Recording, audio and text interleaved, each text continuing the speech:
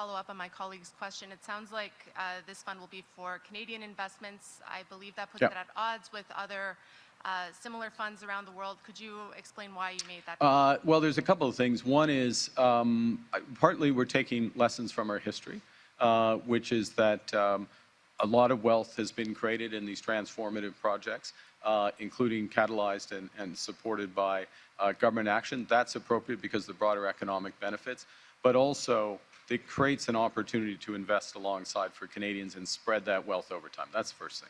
Secondly, we take a lesson from other jurisdictions that had the foresight many decades ago to start sovereign wealth funds and benefit from their broader resources. The third thing is, and in some cases, they began with a domestic focus, then outgrew the scale of the domestic focus. You can think of Temasek in Singapore would be an example of that. We are, you hear this and you're going to continue to hear this, and this is one of the demonstrations of it. We're focused on generational investments, on a scale not seen for generations, a huge range of that.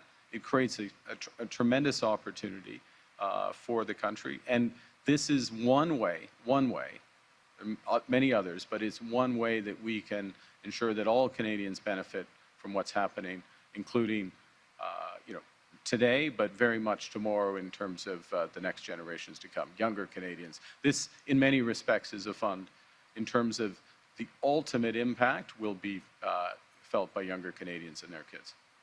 Follow-up? Could you elaborate a little bit about why the deficit is said to be less than was projected? Because we're good fiscal managers. Thanks. We are focused on, I mean, and that's not like the Minister of Finance, myself, the government, the cabinet, we focus on the numbers. And we were determined to get spending down with a lot of very difficult, my colleagues have participated in some of these decisions, difficult decisions. You can't do everything at the same time. The Minister of National Defense is here, and we have a need to build up and to secure Canada, so we're making decisions in order to create room for that. We're making decisions, the question earlier about affordability, you will see that the decisions we make, a very large number of them, proportion of them, are to address the affordability challenges that Canadians are facing today. But in order for the numbers to be better, you have to be on top of them, and we're on top of them. Next question, President Kissing. Sarah Ritchie with the Canadian Press. Can you help us understand how this is going to be in its goals different from the Canada Infrastructure Bank that was launched under the previous government, and why you need an entirely new agency to do what you're doing? Yeah, well, thank you for the question, because it's a crucial one. So the Canadian Infrastructure Bank, I mean, I'll start, there's multiple levels of this, but the Canadian Infrastructure Bank provides debt. It lends, and in lending, it helps make projects possible. And it does, and this is an effective institution. It's got real traction, and we'll see the Canada Infrastructure Bank increasingly involved in a series of financings.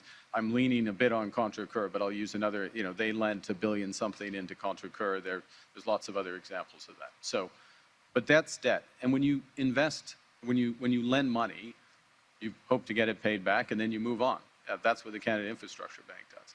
You don't get the returns that the underlying business or project gets, the equity returns, the returns to the owner, which are substantially, if it's well run, substantially higher than the returns for debt. That's what this does. This comes in on a commercial basis. It gets those returns alongside the private sector, and it will spread the benefits of those returns over a much longer horizon. It's good to have the Canada Infrastructure Bank. It's good to have Export Development Canada, which helps with export finance, BDC, which helps for small, medium-sized enterprises. But all of those entities are helping underlying businesses at the core to move forward. And what we're doing is getting returns because we're helping them, getting returns alongside them. Follow-up. Between this initiative you're announcing today, the Infrastructure Bank, the Major Projects Office, is your government getting too involved in picking winners and losers in the economy? No, is the short answer, because what you're still driving on all of these cases is private proponents who are making the decisions whether or not to move forward. And the scale of investment, even if it's a small amount, there's the discipline of the private sector. But the scale of investment is tens, hundreds of billions of dollars that is only going to happen if the project, the underlying project itself makes sense. And it's when it gets to that point that the people of Canada deserve a share alongside. Next question. We're just about at time, so this will be the last question. Sorry. Hi, Prime Minister Graham Richardson, CTV. This all feels very macro, and I appreciate that it's important, it's impactful, and but you go out on Saint Laurent Boulevard right now and you ask people, hey, sovereign wealth fund's been created. They don't understand that, but they do understand where the grocery prices. Well, I mean, I'm looking forward to CTV Yes. Explaining it to them. But Graham, to my point, it feels up here, and for people, groceries, gas, all those real life things, and recent polls have shown that while Canadians appreciate where the country's standing is macro now, and give you credit for it, or your government credit for it, they say it's been failing on affordability issues in the first year. So is there a connection here from this to those affordability issues? Can you make that argument? Well, I think, so a couple of things, Graham, and thanks for the question. One is government has to do, good government has to do several things at one time. You need to defend the country. You need to make communities safe. We've got the toughest crime legislation just now finally making it through the House, the reinforcements of the RCMP and the border guards alongside that. You need to build for the future, what we're doing with Canada Strong, that core element. And you need to help people where they are today.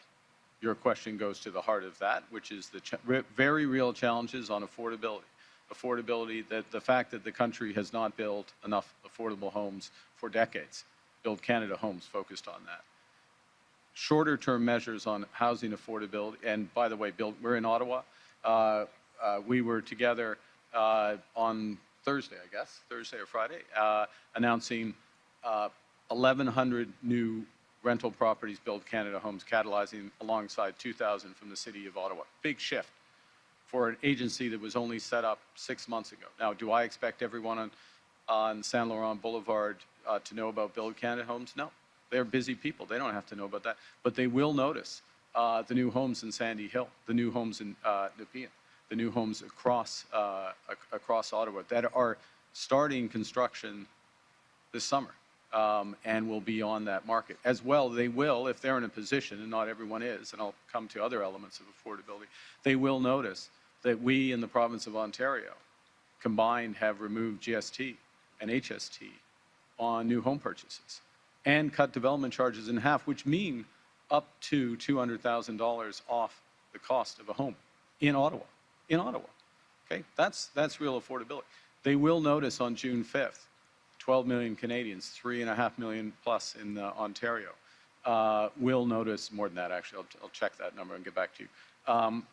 They will notice on June 5th when they get a check for more than $500 for the groceries and essential benefit. They may not notice, but they are getting in their account the benefits of the middle class tax cut that 22 million Canadian taxpayers benefit from, which was the first thing this government did. They will notice, and they did notice the day after we cut the federal fuel excise tax, that the price at the pump here in Ottawa went down 12 cents. So all of these things, and they may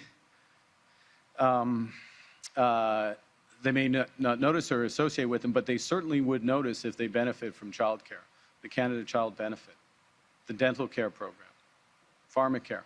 All of these programs that this government is absolutely dedicated to has either enhanced national school food program, $800+ for families.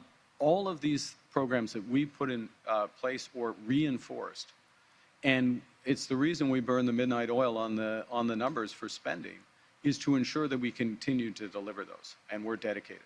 So yes, Graham, the day-to-day is hard. Government has to do, and this government is doing more than one thing at one time. Getting up in the morning, thinking about affordability. How do we preserve the benefits Canadians have? How can we enhance them? How can we give that boost today and a bridge to a better tomorrow. But at the same time, we have to be thinking about how to build a better tomorrow. And in building a better tomorrow, building Canada strong, how do we ensure that all Canadians benefit? Today's announcement, Canada Strong Fund, is part of ensuring that all Canadians, it's another mechanism by which all Canadians, not just some, because, you know, lesson of the CPR, you go across this country, there's a lot of things named after Strathcona, right? Edmonton, Old Strathcona District, all that stuff. You know, these CP hotels, some were CP, these palaces they built, it was pretty nice.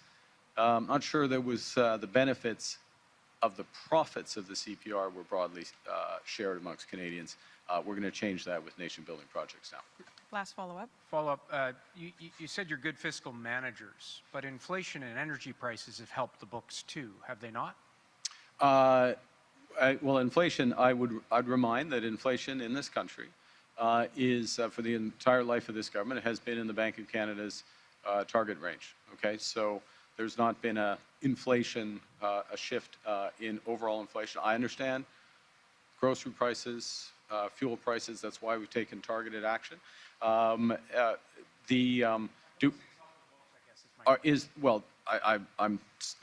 pushing inflation out of your pretext because that's not factually correct. I'm sorry, if you can ask a factual question, you'll get a factual answer. Or do we have some revenue improvements? We have some revenue improvements, but you will see, and the Minister of Finance will go through in detail, and I would encourage to go through the annexes and look at the spending, that we're on top of the spending, we're delivering on our spending commitments, and that's what's necessary in this environment. One last thing. This country and Canadians have made sacrifices over the years and decisions made over the years. We are the strongest fiscal position of all the major economies. This government is not just preserving that, we're reinforcing it, and we're doing it in a way that's building a country that's more independent, fairer, stronger, more resilient, and you know, today's announcement is part of ensuring that all of that happens. Thank you very much. Thank you. This puts an end to our press conference. This is my final take off the press.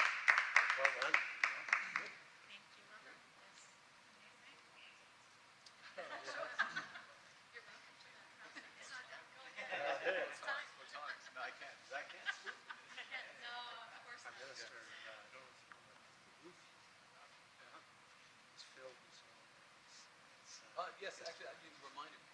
Yeah.